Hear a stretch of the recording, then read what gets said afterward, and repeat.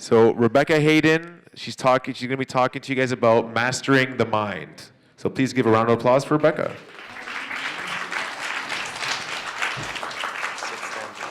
Okay. Good evening.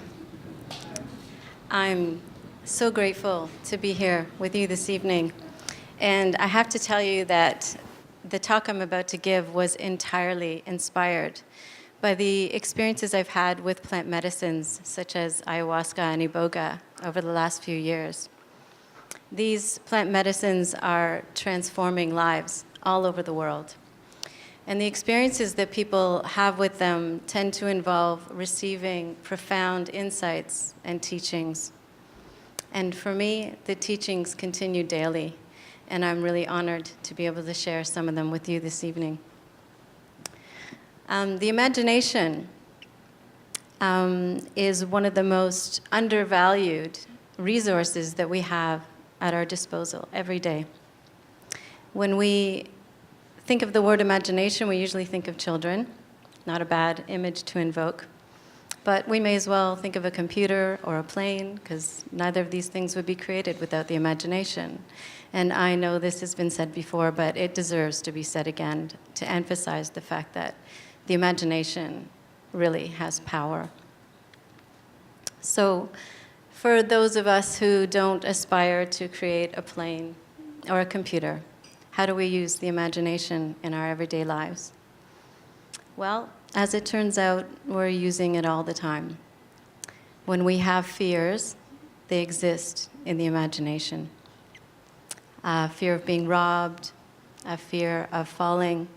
These things have happened to people. They may have even happened to us. But when we project them in our minds into the future, we're doing this using the imagination. Now, we've already established that the imagination has the power to create some amazing things.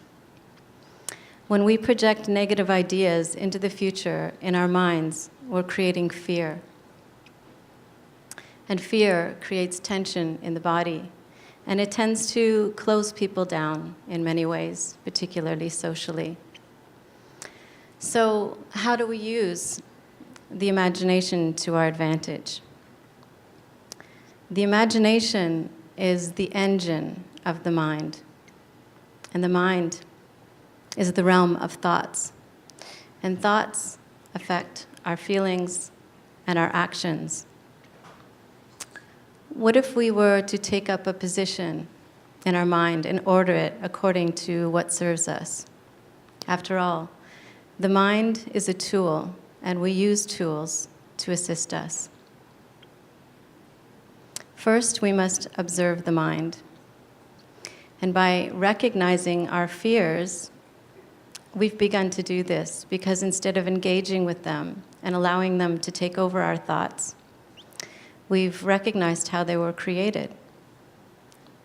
Having done this, we've already taken up a position in the mind, the position of observer. Now, once you get there, you may notice it's a little crowded in there. What other people figure prominently in your mind? Family members, people who appear regularly in the press. I'm not mentioning any names because I'm not here to plant yet more figures of influence in your mind. But the important thing to do is not only to identify these figures, but to identify the thoughts, ideas, and beliefs that they promote in your mind about yourself and about the world. And ask the question, do they serve you? If not, and if you are willing to remove them, the imagination can be your greatest ally in taking action to order your mind in this way. Now, this doesn't mean that you don't love some of the people who may have taken up a position in your mind. It simply means that you claim the right to be the one and only figure of influence in your mind. This is a position of responsibility. You've just taken responsibility for the ordering of your mind. It's a powerful step. In fact, you've just stepped into your power. So once you have ushered these unwanted figures out of your mind, using your imagination, perhaps by showing them the door and closing it behind them, you may sense the resonance of the thoughts, ideas, and beliefs that they've left behind. Having taken up a position of power in your mind, you now must decide what will stay and what will go. And the best way to do this is to ask the question, do they serve you? Now, let's examine this notion of self-service or self-love. If we're going to order our minds and our lives according to what serves us, we must fully embrace this notion and begin to disentangle any thoughts, ideas, and beliefs that don't resonate with self-love. So we must agree that we love ourselves. Underlying all this activity of ordering the mind is agreement. It's an exertion of our free will. By engaging the free will, we're using our power to support our actions. So how do we engage our free will to deal with these thoughts, ideas, and beliefs left behind by those we've now cast out of our minds? Again, we ask the question, do they serve us?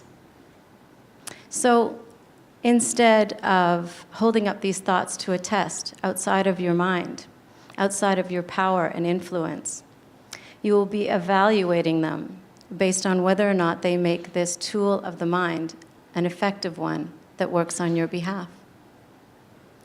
Now, some of you might be thinking, this does not sound rational. In the minds of most people, there's an imaginary line, note that word imaginary, drawn between the imagination and rational thought. Our first act of power will be to erase this line. Now, this does not mean that we become irrational. Some of the things we think are rational are not as rational as they seem and may actually be doing us harm.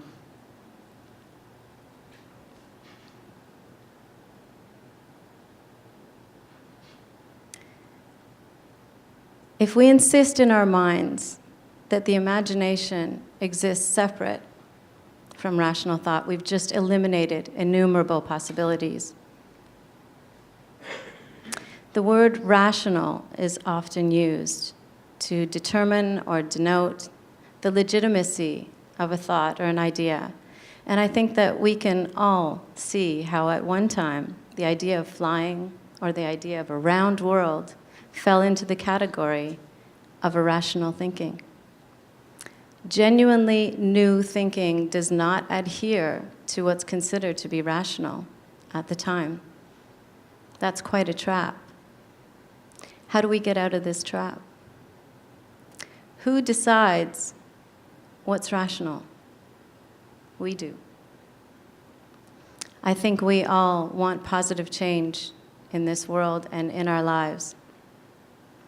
Conventional wisdom brought us to this place where we want to change.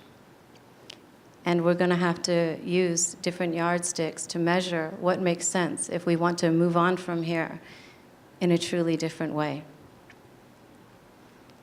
Now, I want all of you to think of something that you want to change in your lives. Usually at this point, something pops right in your head, so hold on to that thought.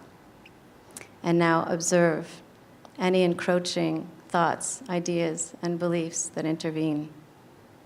Know them well because it's likely they've been there for a long, long time. Now ask the question, do they serve you?